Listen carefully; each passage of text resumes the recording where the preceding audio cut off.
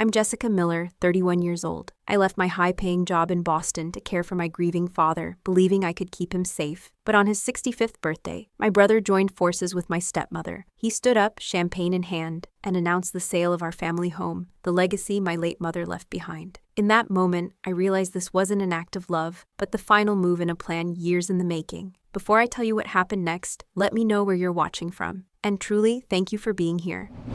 Let me paint you the picture of how this all started, because context matters here. 4 years ago, I was living what everyone would call the dream life in Boston. I had this corner office at PricewaterhouseCoopers, one of the big four accounting firms, pulling in $85,000 a year as a senior accountant. Not bad for a girl who grew up in small-town Salem, Massachusetts, right? I had this cute studio apartment in Back Bay that cost more per month than most people's mortgage payments. But hey, I was making good money and living in one of the most expensive neighborhoods in Boston. I was dating this guy, Ryan, a software engineer who looked like he stepped straight out of a J. Crew catalog. All perfectly tousled hair and expensive casual wear.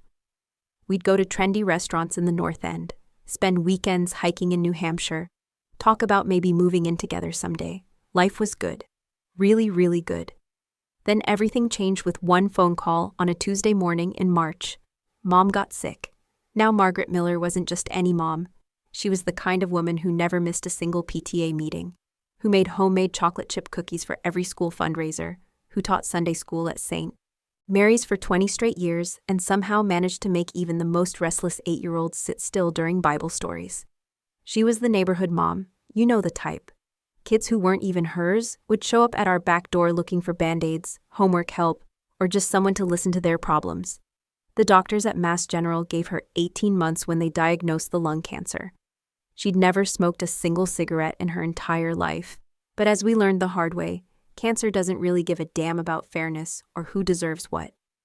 Mom fought like hell for 21 months, going through chemo, radiation, experimental treatments, everything the doctors could throw at it.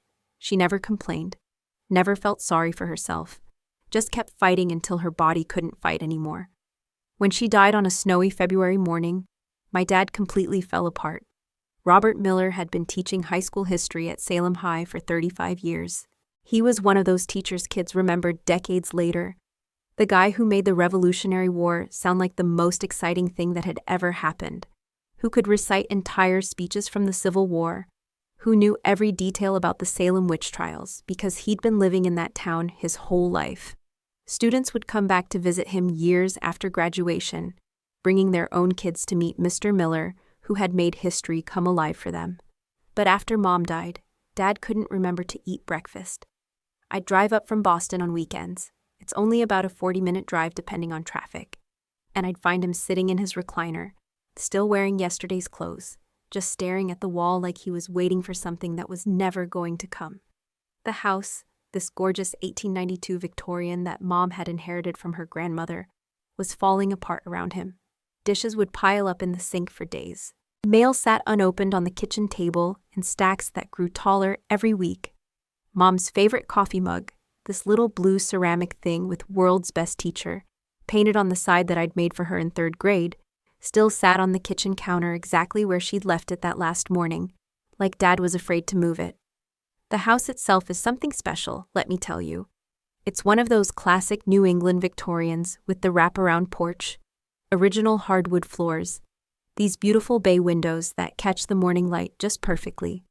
There's a library where Dad used to prepare his lesson plans, a kitchen where 3 generations of women had cooked family meals, and this amazing garden where Mom had spent hours tending her roses and vegetable plants. It wasn't just a house. It was the physical embodiment of our family's entire history.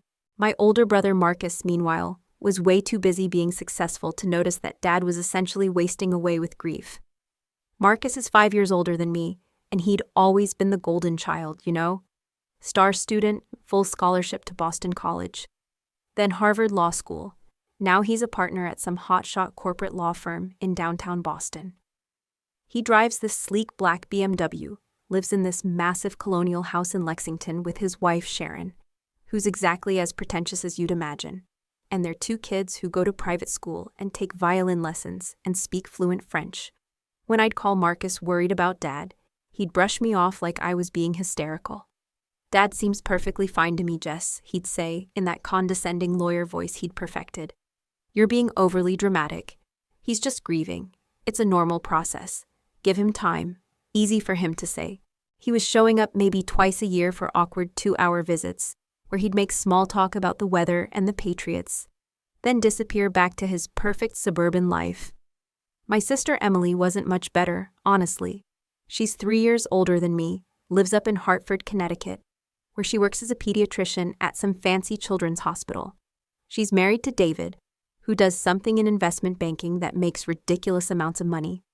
And they have 3 little kids who are constantly sick or in soccer practice or piano recitals or whatever it is that keeps busy professional parents running around like chickens with their heads cut off.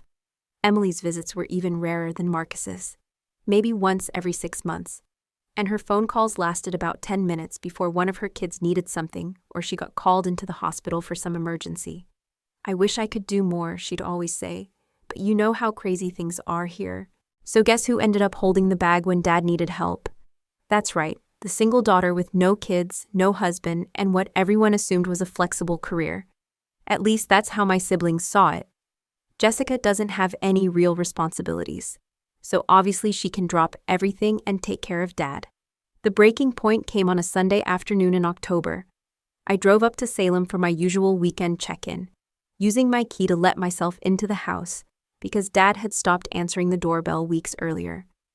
I found him in the kitchen trying to make dinner at 3 in the afternoon, even though there were dirty lunch dishes still sitting on the counter. He was attempting to fry bacon in a cast-iron pan with no oil, and the smoke alarm was screaming so loud I could hear it from the driveway. Dad was just standing there holding the pan, looking completely confused by the noise, like he couldn't figure out where the sound was coming from or why it was happening. When he saw me, he looked relieved but also embarrassed. "I was trying to make dinner," he said, shouting over the alarm, "but something's wrong with the stove." That's when I knew this couldn't continue. This wasn't just grief anymore. This was a man who was losing the ability to take care of himself. And my successful siblings were content to let him slowly deteriorate, as long as they didn't have to deal with the inconvenience. I made the call that changed my entire life the next Monday morning. I walked into my supervisor's office at PwC and gave my 2 weeks' notice. Just like that. 5 years of building my career, working 60-hour weeks, kissing ass and climbing the corporate ladder, and I threw it all away because my father needed me more than some Fortune 500 company needed their books balanced. My boss thought I was having a breakdown. "Jessica, you're one of our top performers," he said. "Don't make a decision you'll regret. We can arrange family leave, flexible scheduling, work-from-home options." But I knew this wasn't a temporary situation. Dad needed full-time care, full-time attention, someone who could be there to make sure he took his blood pressure medication, someone to drive him to doctor appointments, someone to cook meals he'd actually eat instead of forgetting about until they spoiled in the refrigerator. Breaking up with Ryan was almost easier than quitting my job, which probably should have told me something about our relationship.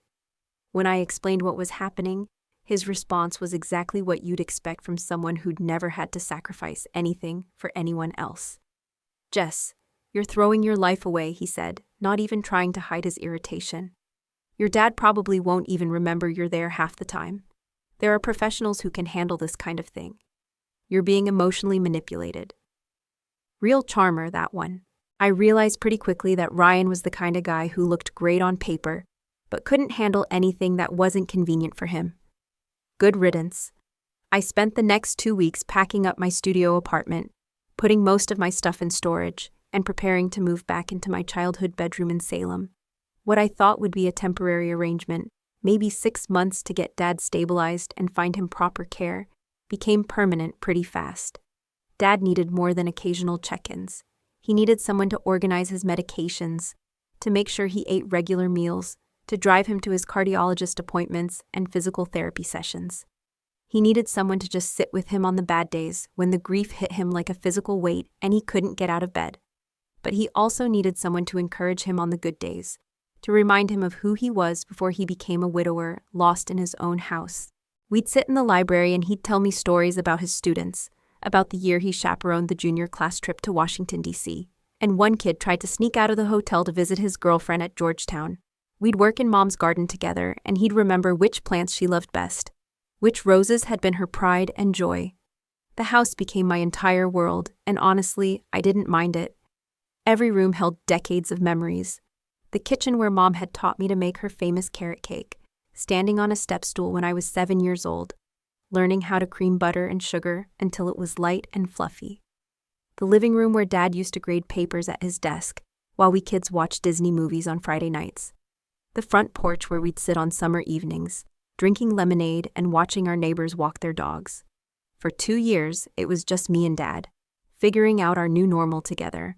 He had good days when he'd be sharp as ever, telling me stories I'd never heard before or asking detailed questions about my day. He had bad days when he'd call me Margaret or forget what year it was or spend hours looking for Mom in rooms she'd never visit again. But we managed. We had our routines, our inside jokes, our quiet understanding of what the other person needed. Then Brenda Collins showed up and turned our peaceful world upside down. Dad met her at Salem Hospital during one of his regular cardiology appointments. Brenda was 48 years old, blonde in that perfectly maintained way that screams expensive salon visits, always impeccably dressed like she was heading to brunch at the country club. She worked as a registered nurse in the cardiac unit, had been divorced for about 5 years, no kids of her own. According to Dad's version of events, she was the first woman since Mom who made him smile, who made him remember that there might still be good things waiting for him in life. And I wanted to be happy for him. I really did. Dad deserved companionship, deserved someone who could bring some joy back into his days. He was only 63, still relatively healthy aside from the high blood pressure, still handsome in that distinguished professor way. There was no reason he should spend the rest of his life alone. At first, Brenda seemed absolutely perfect for him. She'd come over after her shifts at the hospital and cook dinner, these elaborate meals that filled the house with amazing smells for the first time since Mom died. She'd accompany him to medical appointments, taking detailed notes and asking the doctors intelligent questions about his care. She even convinced him to join the senior center's book club, something I'd been trying to get him to do for months. But something felt off about her from the very beginning, and I couldn't put my finger on exactly what it was. It was little things, tiny details that didn't quite add up but weren't obvious enough to point out without sounding paranoid or jealous. Like the way she'd glance around the house during her visits, her eyes lingering on the antique furniture, the original architectural details, the family heirlooms that had been passed down through generations. It wasn't the normal curiosity of someone getting to know a new partner's home. It felt more calculating, like she was taking inventory. She'd make casual comments about the real estate market, too.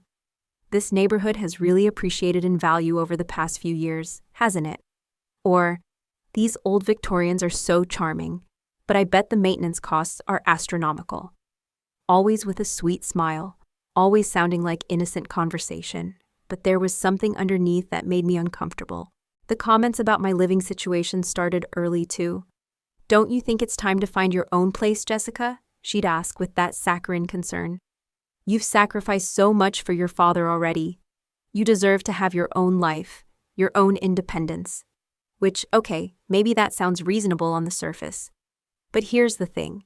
I wasn't miserable living with Dad. I wasn't some tragic spinster daughter trapped in her childhood bedroom.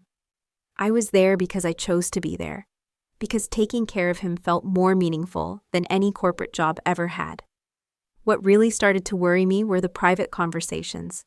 I'd come home from grocery shopping or pharmacy runs and find Brenda and Dad huddled together at the kitchen table, papers spread out between them, voices low and serious. When I'd ask what they were discussing, Brenda would quickly shuffle the papers away. "Just some insurance information," she'd say, with that bright smile. "Nothing for you to worry about, dear."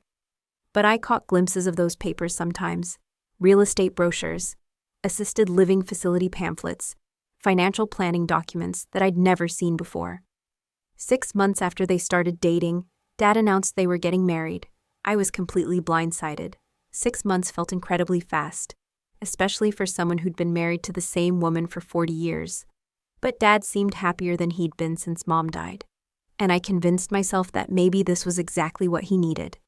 Maybe I was being selfish, wanting to keep him to myself. The wedding was small, just immediate family and a few of Dad's closest friends. Marcus actually showed up for once, bringing Sharon and the kids, acting like the perfect supportive son for the cameras. Emily drove down from Hartford with her family.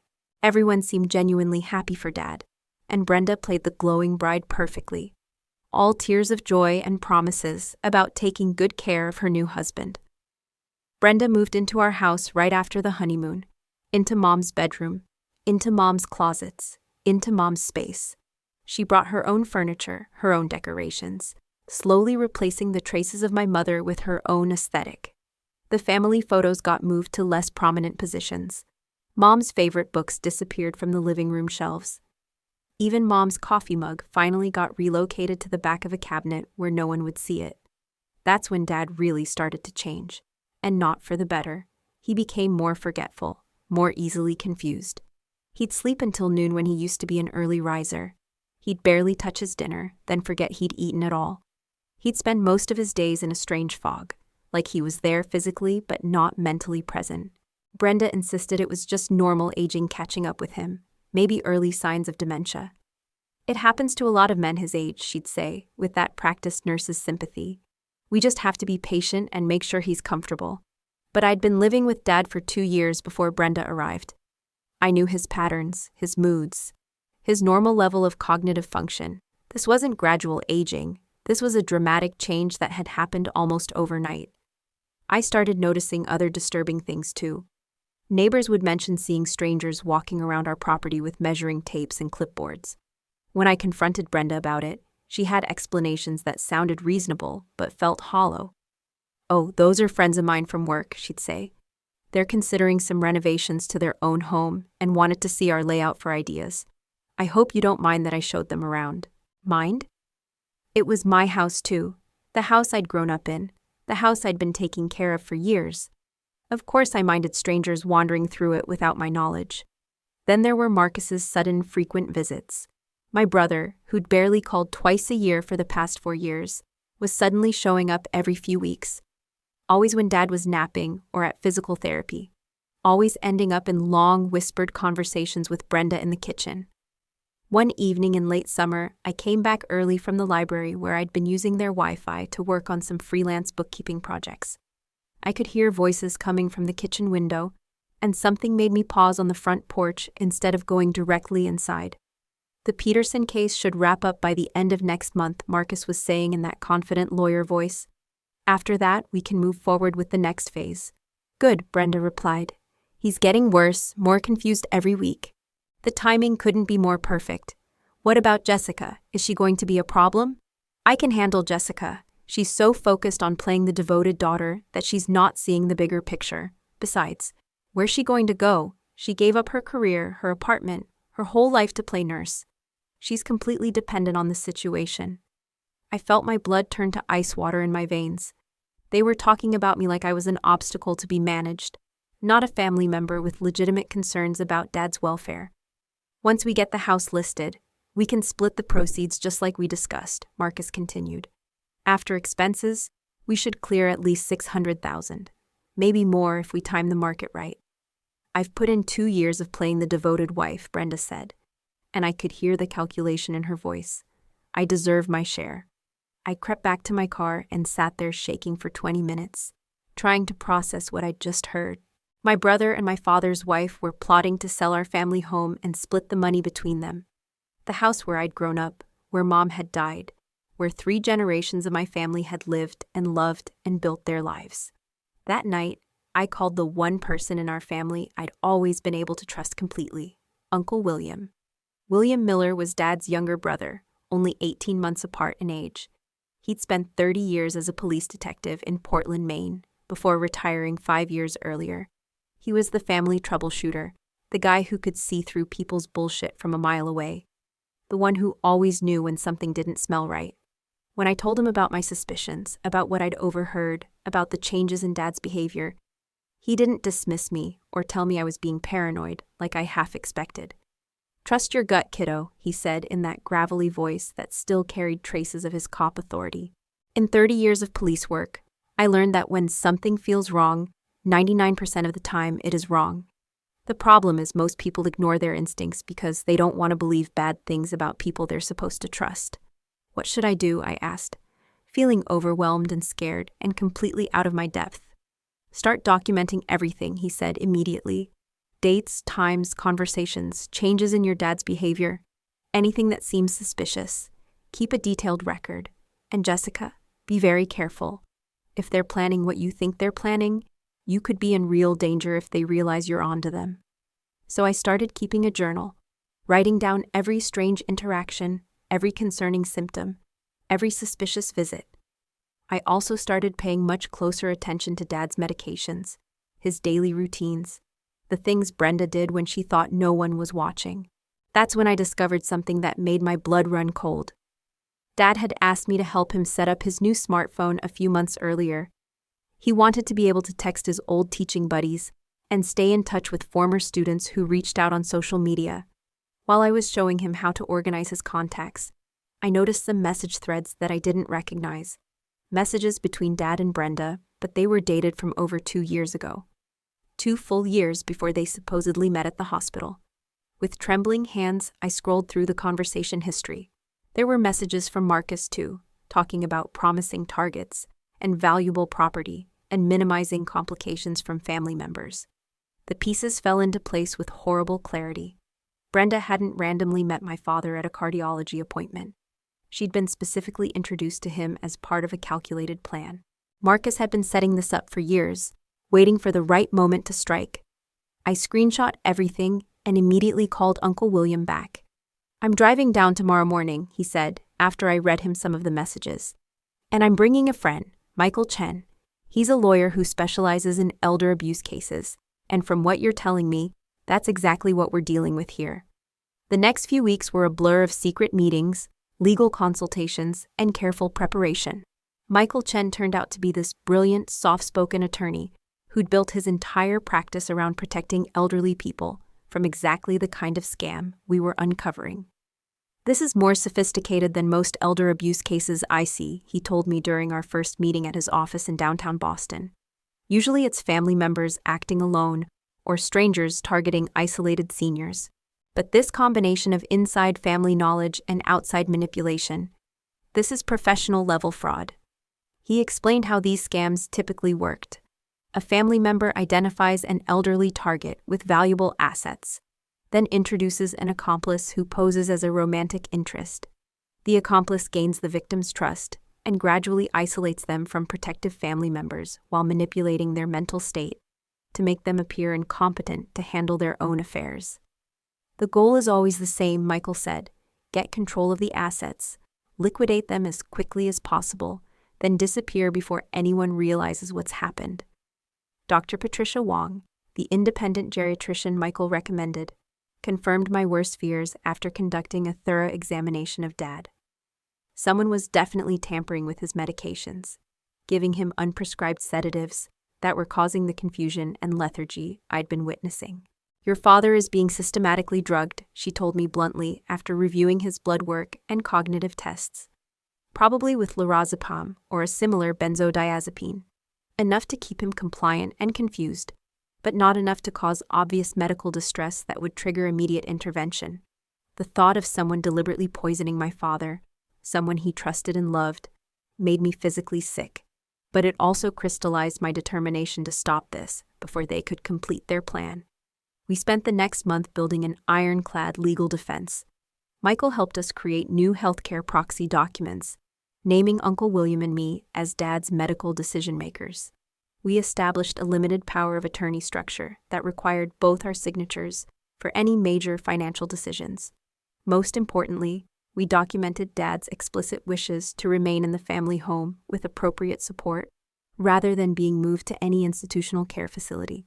All of these documents were signed during Dad's clearest moments, when Dr. Wong confirmed he was mentally competent and not under the influence of any unauthorized medications. Everything was properly witnessed, notarized, and filed with the appropriate state offices. We also, legally, installed small security cameras in the common areas of the house. Massachusetts is a one-party consent state for recording, which meant that as long as I consented to surveillance in my own home, we were completely within our rights. What those cameras captured over the next 2 weeks was damning evidence that would eventually put both Marcus and Brenda in serious legal jeopardy.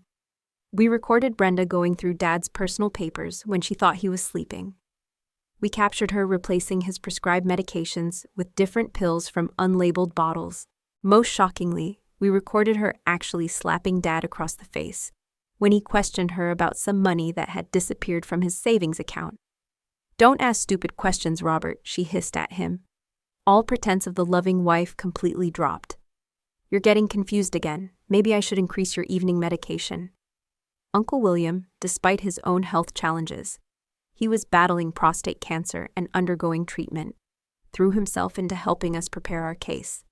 He used his contacts from 30 years in law enforcement to verify Brenda's background, which turned out to be far more complicated than she'd led Dad to believe. She'd been married 3 times, not once like she claimed. She'd been fired from 2 previous nursing positions for suspicious activities involving elderly patients. And most importantly, she'd been in contact with Marcus for almost 3 years before ever meeting Dad. By early November, we were ready. All we needed was for Marcus and Brenda to make their move so we could catch them in the act and expose the entire scheme. Dad's 65th birthday was November 15th, and I was determined to make it a celebration he'd remember for all the right reasons. I spent 2 weeks planning every detail, wanting to create something special that honored the man he'd been before Brenda's manipulations started affecting his mind. I made his favorite carrot cake from Mom's handwritten recipe, the same one she'd used for every birthday and special occasion for 40 years. I gathered photos from his entire teaching career and created a beautiful collage showing him with students, colleagues, and family over the decades. I decorated with New England Patriots themes since he'd been a fan since the early 1970s, back when they were terrible, and nobody outside of Boston cared about them. I invited everyone who mattered to Dad, his former teaching colleagues who'd remained close friends, neighbors who'd known our family for decades, even some extended family from around New England who rarely made the trip to Salem. The guest list was my first clue that something was wrong. When I told Brenda about the party plans, she immediately started asking detailed questions about who was coming, seemed strangely nervous about having so many people in the house at once. "Maybe we should keep it smaller," she suggested. "Robert gets tired easily these days. A big crowd might be overwhelming for him." But I knew Dad. He thrived on social interaction, loved telling stories to appreciative audiences, had always been energized by gatherings of people who cared about him. The only reason a party would be overwhelming was if someone was planning something they didn't want witnesses to see. Brenda also insisted on inviting some of her own friends, including someone she vaguely described as a business associate, named Richard Thompson. When I asked what kind of business, her answer was evasive. "Oh, just someone I know through mutual friends," she said. "He's been very helpful with some financial planning advice." Marcus confirmed he'd be attending, promising to bring Sharon and the kids for once. Emily surprised me by saying she'd drive down from Hartford with her entire family, something she hadn't done in over 2 years. For a brief moment, I felt genuinely hopeful. Maybe this birthday celebration would actually bring our scattered family back together, remind everyone what really mattered. The morning of November 15th arrived crisp and clear, one of those perfect New England autumn days with golden sunshine streaming through the bare tree branches and that sharp, clean air that makes you grateful to be alive. I was up before dawn putting the final touches on everything, arranging fresh flowers from the local florist, setting up the photo display in the living room, making sure all of Dad's favorite foods were ready. Dad came downstairs around 9 o'clock, wearing the new navy blue sweater I'd bought him especially for the occasion. For the first time in months, he looked alert and genuinely happy, excited about the day ahead. "Sweetheart, you've outdone yourself," he said, looking around at all the decorations with obvious pleasure. "This is beautiful. Your mother would have loved seeing the house like this." People started arriving around noon, and for a while, it felt like the kind of celebration I'd been hoping for. Jim and Susan Rodriguez, Dad's former teaching partners, brought homemade bread and stories about their recent retirement travels to Ireland. The Pattersons from next door came with flowers from their late-season garden. The Kowalskis from down the street brought their famous pierogi and homemade kielbasa. Marcus showed up with Sharon and their kids, though the children seemed more interested in their phones and handheld games than in spending time with their grandfather. Emily and David arrived with their 3 little ones. And suddenly the house was filled with the sound of children's laughter for the first time since Mom's funeral. Then Brenda's mystery guest arrived, and everything started to feel wrong again. Richard Thompson was a sharp-dressed man in his 50s, who had that slick, calculating look of someone who spent his time figuring out angles and working percentages. He carried an expensive leather briefcase and wore a suit that probably cost more than most people made in a month. When I asked how he knew Brenda, his answer was frustratingly vague. "Oh, we have mutual friends in real estate," he said, with a smile that never reached his eyes. "Always interested in historic properties like this one. Beautiful craftsmanship." The way he looked around the house made my skin crawl. It wasn't the appreciative glance of someone admiring architecture. It was the appraising stare of someone calculating square footage and market value. The meal went smoothly enough, though I noticed Brenda seemed increasingly nervous as the afternoon progressed. Dad was holding court at the head of our dining room table, telling stories about his favorite students, laughing with his old colleagues about memorable moments from their teaching careers. For a while, I almost managed to forget about all my suspicions and just enjoy seeing him happy. After we finished the main course, I brought out the carrot cake with all 65 candles blazing. We sang Happy Birthday. Dad made a wish with his eyes closed tight like a little kid, and everyone applauded. It should have been the perfect moment, the kind of memory that gets treasured for years. That's when Marcus stood up and tapped his champagne glass with a fork, calling for everyone's attention. "I'd like to make a toast to the guest of honor," he announced, his voice carrying that practiced lawyer's authority that could command a courtroom. "To Dad, who's given us so much over the years. His wisdom, his guidance, his unconditional love. Today, we want to give something back to him." The room fell quiet, everyone turning to listen respectfully. I felt that familiar knot of anxiety forming in my stomach, the same feeling I'd been getting whenever Marcus and Brenda had their private conversations. "As many of you know," Marcus continued, "this beautiful old house has become quite a challenge for Dad to maintain properly. The stairs are getting difficult for him to navigate safely. The upkeep and property taxes are becoming a real burden. Brenda and I have been discussing Dad's long-term care needs, and we've come to an important decision." He reached into his jacket pocket and pulled out an official-looking document, unfolding it with theatrical precision. "Dad has signed power of attorney over to me as his eldest son," Marcus announced. "And after careful consideration of all the options, we've decided it's time to sell this house and move him to Sunset Manor, a premium assisted living facility with round-the-clock professional medical care and all the amenities he could need." My heart stopped beating. This was it. This was the moment they'd been building toward, the culmination of months of manipulation and planning. Marcus turned to look directly at me, his smile cold and triumphant. "So, Jessica," he said, loud enough for every person in that room to hear clearly, "pack your bags. This house is going on the market first thing Monday morning." The room erupted in applause. Champagne glasses raised in celebration. People were congratulating Dad on the wonderful decision his children had made for his future. Richard Thompson immediately opened his briefcase and started spreading glossy real estate documents across the table where my homemade birthday cake still sat, with half the candles burned down to stumps. Brenda was practically glowing with satisfaction, clinging to Dad's arm possessively, like she'd just won some kind of prize. "We're doing this for you, darling," she cooed in that syrupy voice I'd grown to hate. "Sunset Manor has beautiful gardens and professional medical staff available 24 hours a day. Jessica will be able to visit you whenever she wants." I looked at Dad, desperately hoping to see some sign of resistance, some indication that he understood what was happening and didn't want any part of it. Instead, I saw only confusion and bewilderment in his eyes, like he was trying to process information through a thick fog. "But what about our plans?" he asked in a small, uncertain voice. "Jessica and I were going to work on the upstairs rooms this spring. We've been talking about it for weeks." Marcus laughed, a dismissive sound that made my hands clench into fists under the table. "Dad, you're in no condition to be thinking about home renovation projects. Jessica has been filling your head with impractical ideas because she doesn't want to face reality. Sunset Manor will take care of all that for you." That's when I knew I couldn't wait another second. Everything Uncle William and Michael Chen had taught me, all the evidence we'd gathered, all the legal preparation we'd done. It all came down to this moment. I stood up slowly, feeling every eye in the room turn toward me. My heart was pounding so hard I could hear it in my ears, but my voice came out steady and clear. "Actually, Marcus," I said, "the party stops right here. Dad is not selling this house, and he's definitely not moving to any assisted living facility." Marcus's confident smile faltered just slightly. "Excuse me? I have legal power of attorney, Jessica. The decision has already been made. You don't get a vote in this. Is that right?" I pulled out my phone and held it up so everyone in the room could see the screen. "Because I think everyone here should know the truth about this touching family decision you've made."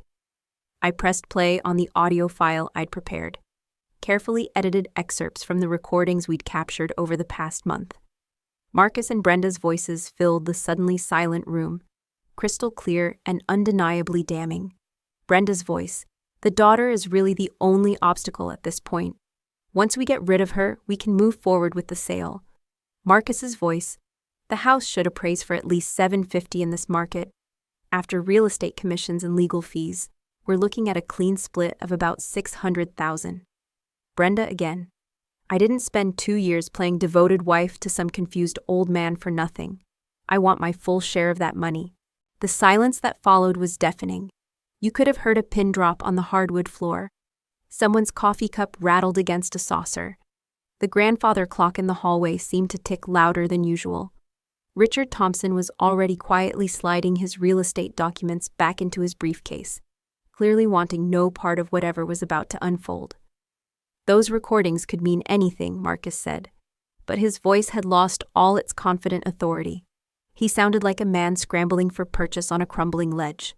"You're taking things out of context, twisting private conversations to support your paranoid delusions."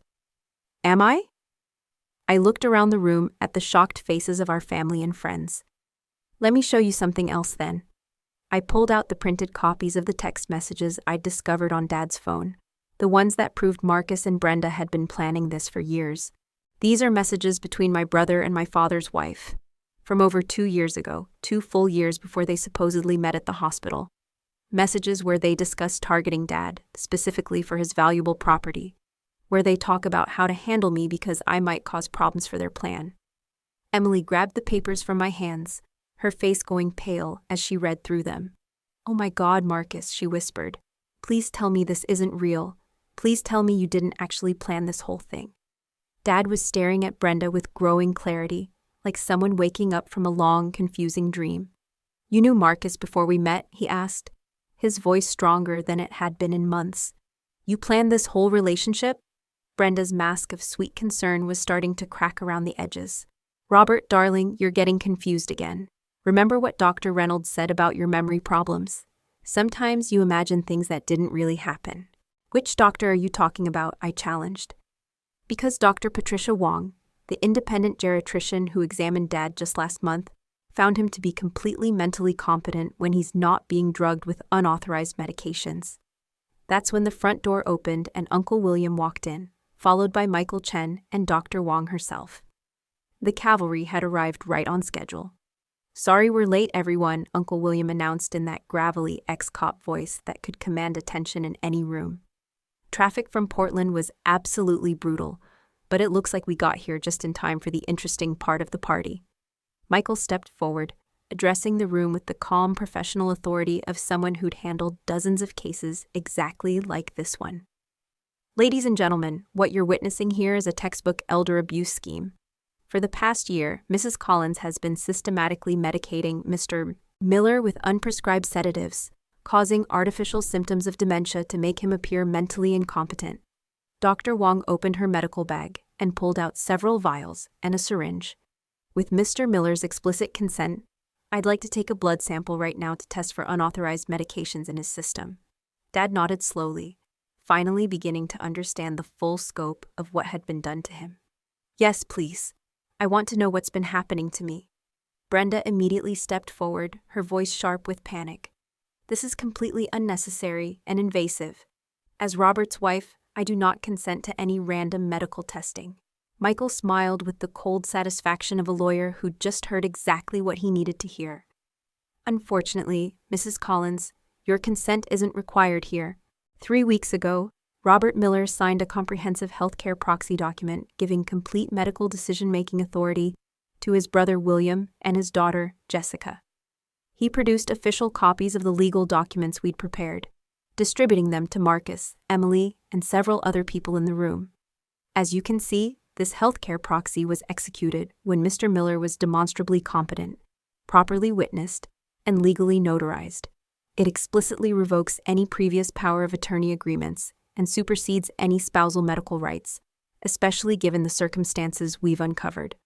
Marcus snatched one of the documents, his face flushing red with anger and embarrassment as he read through it. This is absolutely ridiculous. Dad signed power of attorney over to me just 3 weeks ago. That's the most recent document, so it takes legal precedence over anything else. Actually, Michael replied with professional calm, a power of attorney signed, while the principal is under the influence of mind-altering substances that weren't prescribed by his physician, is automatically invalid under Massachusetts law. Furthermore, we have extensive video evidence showing Mrs. Collins administering unprescribed medications to your father approximately 2 hours before he allegedly signed your document. The room was in stunned silence now. Our neighbors and Dad's old teaching friends were looking around like they'd accidentally wandered into the middle of a primetime crime drama. This was supposed to be a nice birthday party for a beloved retired teacher, not the climax of a sophisticated fraud investigation. Richard Thompson stood up abruptly, clearly desperate to distance himself from the unfolding legal disaster. I think there's been some kind of serious misunderstanding here, he said, already edging toward the door. I was told this was a straightforward family decision with complete agreement from all parties. If there are legal complications and disputed documents, I absolutely cannot proceed with any property listing. He was out the front door before anyone could respond, leaving his business cards scattered on the coffee table like evidence of his hasty retreat. Dr. Wong had finished drawing Dad's blood and was carefully labeling the vials with dates and times. I'll have rush processing done on these samples within 24 hours, she announced to the room. But based on my previous examination of Mr. Miller and what I'm observing today, I have very serious concerns about systematic medication mismanagement. Dad turned to look at Brenda, and for the first time in months, I saw real clarity and strength in his eyes. The fog that had been clouding his mind was lifting, and he was finally seeing his situation with perfect understanding. Have you been drugging me, Brenda? He asked, his voice quiet but steady. Have you been putting things in my food, in my drinks, making me forget things and feel confused so you could... He gestured helplessly at the real estate documents still scattered across his birthday table. Brenda's carefully constructed facade finally cracked completely. The sweet, caring nurse act disappeared, replaced by cold, calculating fury. You want the truth, Robert? She snarled, no longer bothering to hide her real personality from anyone in the room. Fine. Yes, I married you for this house and your money. Marcus approached me 3 years ago with the whole plan laid out. I play the devoted wife, gain your trust, keep you manageable, while he handles all the legal paperwork. We sell this overpriced old dump, split the proceeds 50-50, and I finally get the kind of life I deserve, instead of wiping drool off senile old men for minimum wage. The confession hung in the air like a physical blow. Even Marcus looked shocked that she'd admitted everything so blatantly, destroying any possibility of legal deniability. Emily was staring at her brother in absolute horror. Marcus, please tell me you weren't really planning to steal Dad's house. Tell me you weren't actually going to put him in some facility and take his money. Marcus backed away from her, his lawyer instincts finally kicking in as he realized how much legal trouble he was facing. I was protecting Dad's financial interests, he said weakly. This house is too much responsibility for him to handle safely. A professionally managed care facility is the most responsible option for someone his age. By systematically drugging him, I shot back, my voice rising with months of suppressed anger. By conspiring with a woman who just admitted she never loved him. By planning to pocket hundreds of thousands of dollars from the sale of his home. Uncle William stepped forward, and for a moment I could see exactly the kind of cop he'd been for 30 years. Calm, authoritative, completely in control of the situation. Marcus, as someone who spent 3 decades investigating financial crimes, I'm going to give you some free advice, he said. Stop talking right now. Anything you say from this point forward is going to be used against you in criminal court."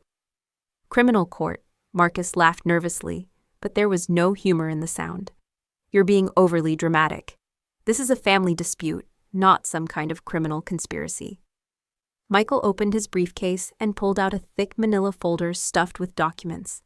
"Actually, it's multiple felonies under Massachusetts law: elder abuse, financial exploitation of a vulnerable adult, conspiracy to commit fraud, medication tampering.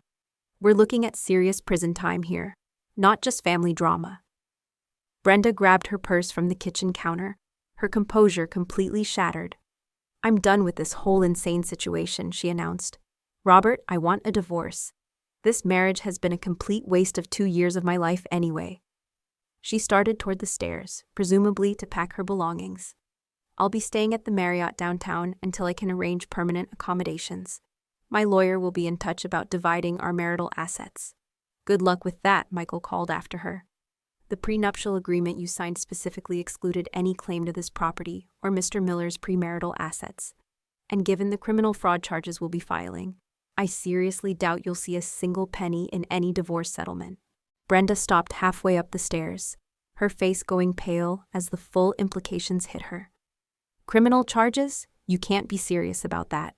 Medication tampering of an elderly person, financial exploitation, conspiracy to defraud," Michael enumerated calmly. "All Class A felonies in Massachusetts. Dr. Wong's blood test results will provide the final evidence we need for the district attorney to proceed with prosecution." Without another word, Brenda continued up the stairs. We could hear her slamming drawers, throwing things into suitcases, muttering angrily about ungrateful families and wasted opportunities. Marcus was looking around the room desperately, realizing that his carefully constructed plan had collapsed completely and that he was facing serious legal consequences. "This is all being blown completely out of proportion," he tried one more time. "I was only trying to ensure Dad's long-term care and financial security." Dad stood up slowly, and when he spoke, his voice carried an authority I hadn't heard in over a year. "Get out of my house, Marcus," he said quietly but firmly. "I don't want to see you right now. I need time to process what you've done, what you were willing to do to your own father." "Dad, you're not thinking clearly," Marcus protested. "The medication issues, if they're even real, have obviously affected your judgment. You need professional guidance to make these kinds of decisions." "His judgment is perfectly clear," Dr. Wong interjected. "Mr. Miller's cognitive function has improved dramatically over the past month, as we've adjusted his medications back to appropriate levels. He's completely competent to make his own decisions about his living situation and his relationships."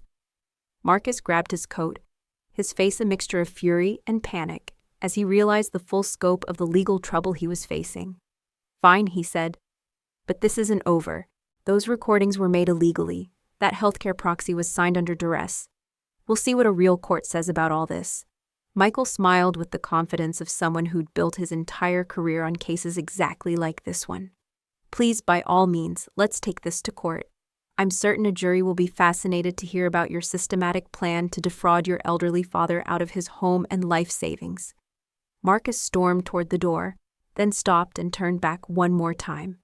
"You're all going to regret this," he said, pointing an accusatory finger at me. "Jessica has manipulated all of you, turned you against your own family.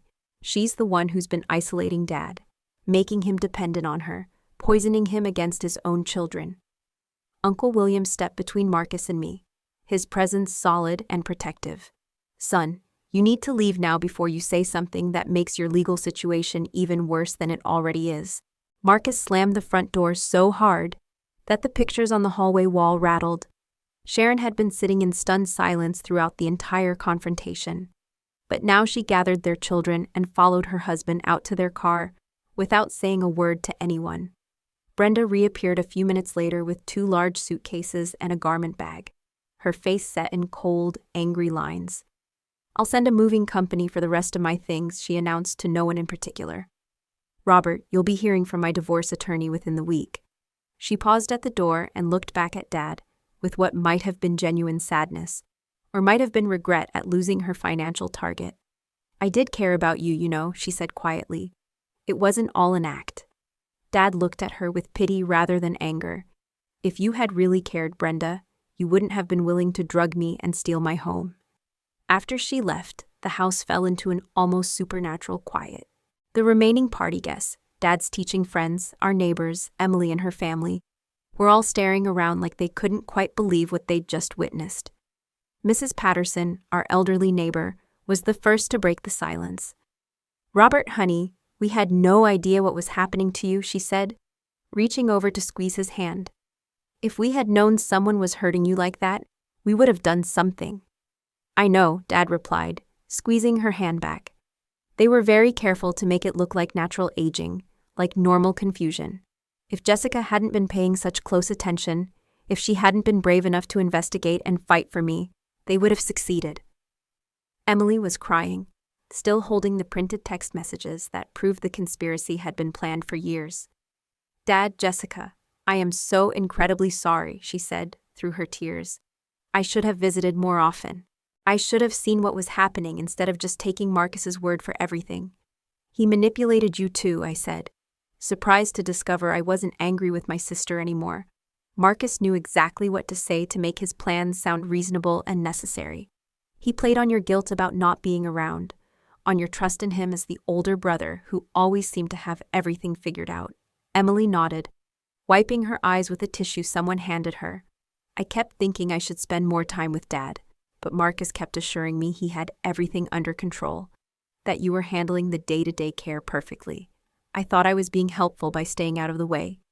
Dr. Wong packed up her medical supplies and prepared to leave. "Mr. Miller, I'll have the blood test results tomorrow afternoon," she said. "Based on what we find, we may need to adjust your current medication slightly, but I expect you'll continue feeling clearer and more like yourself over the next few weeks." Michael gathered up all the legal documents and evidence materials. "I'll be filing the initial criminal complaints first thing Monday morning," he told us. "Adult Protective Services will also need to conduct their own investigation. But with the evidence we've gathered, I don't anticipate any problems establishing the pattern of abuse."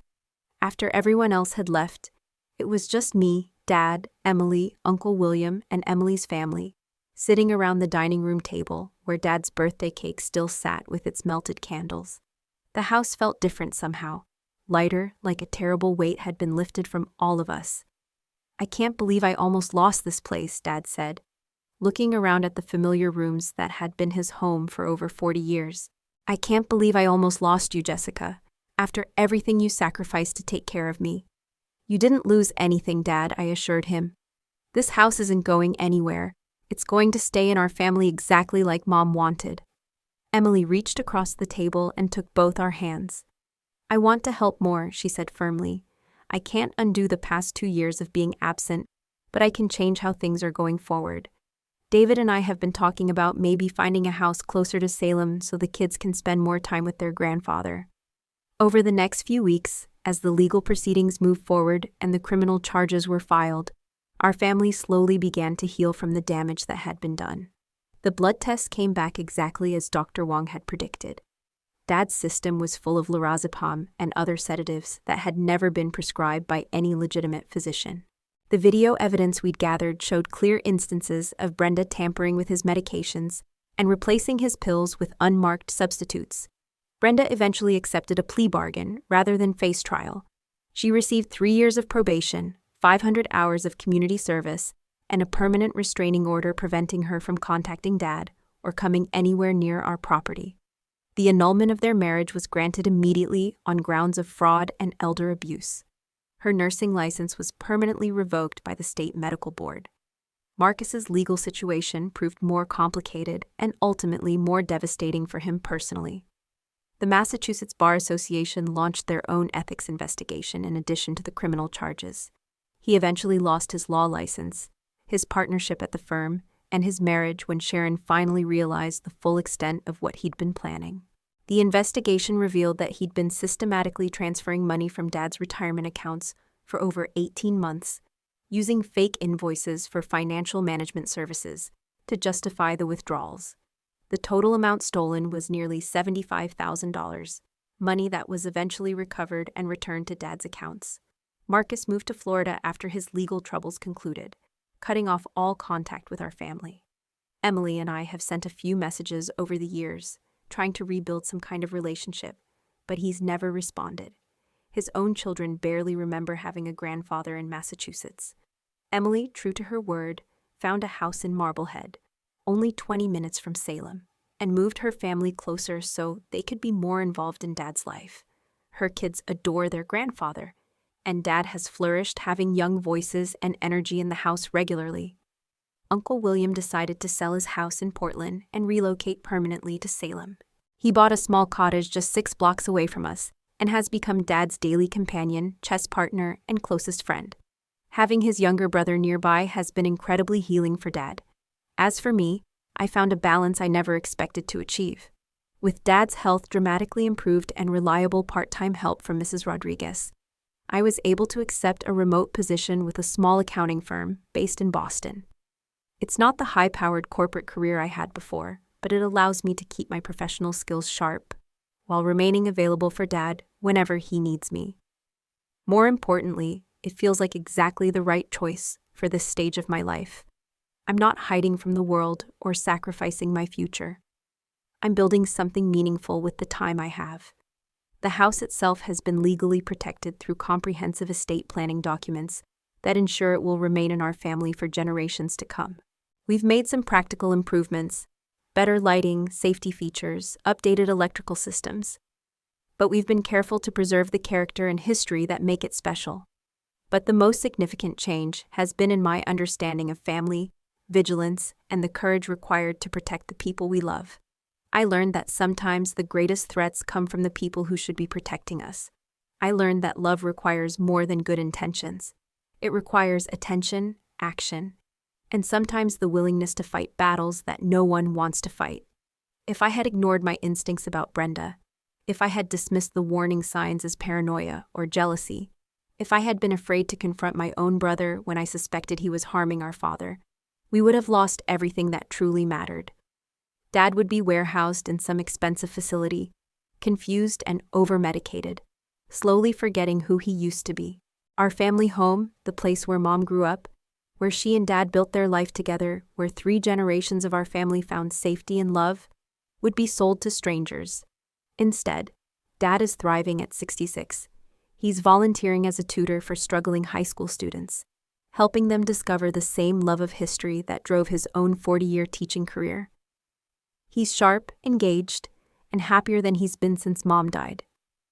Emily visits every other weekend with her children, and our house rings with the sound of kids playing in the same rooms where we grew up. Uncle William comes for dinner 3 nights a week, and he and Dad have resumed the chess tournaments that were interrupted by 30 years of living in different states. Last month, Dad and I took a trip to Gettysburg, something he'd always wanted to do but never had time for during his teaching years. As we walked through the battlefield where he'd brought hundreds of students on field trips, he told me stories I'd never heard before, shared perspectives on history that only decades of study and reflection could provide. "Your mother would be so proud of you, Jessica," he said, as we stood looking out over the field where Pickett's charge had failed so dramatically, not just for saving our home and protecting me from people who wanted to hurt me, but for the way you did it. You were smart, you were thorough, you were kind even when you were facing cruelty. That moment crystallized everything I'd learned from our ordeal. Love isn't passive. Real love, the kind that protects and preserves and fights for what matters, requires vigilance, courage, and sometimes the willingness to stand alone against people who should be standing with you. 3 months have passed since that birthday party that changed everything, and I think about it often, not with regret or anger, but with gratitude for the lessons it taught me and the family bonds it ultimately strengthened. If you're watching this and something in your own family situation feels wrong, please trust those instincts. Elder abuse is far more common than most people realize, and it often comes from the people closest to the victim. Family members who should be providing protection and care. Don't let anyone make you feel paranoid for asking questions or demanding answers. Document everything that seems suspicious. Build a support network of professionals who can help you navigate legal and medical complexities. And most importantly, don't be afraid to take action when you know something is wrong. Your loved ones are counting on you to be their advocate when they can't advocate for themselves. Sometimes that means making difficult phone calls, having uncomfortable conversations, or standing up to people who have power over you. but it's always, always worth it. So that's my story. How one phone call on my father's birthday exposed a years-long conspiracy and saved our family from losing everything that mattered most to us. If it resonates with you, if you face similar challenges with family members who needed protection, I'd love to hear about it in the comments below. Hit that like button if this story moved you. Subscribe to the channel if you want to hear more real family stories like this one, and share this video with anyone who might need to hear that sometimes. Standing up for what's right means standing against the people who should be on your side. Thanks for listening, everyone. And remember, the family we choose to create through our actions and choices is just as important as the family we're born into. Sometimes it's even more important. Until next time, take care of each other out there.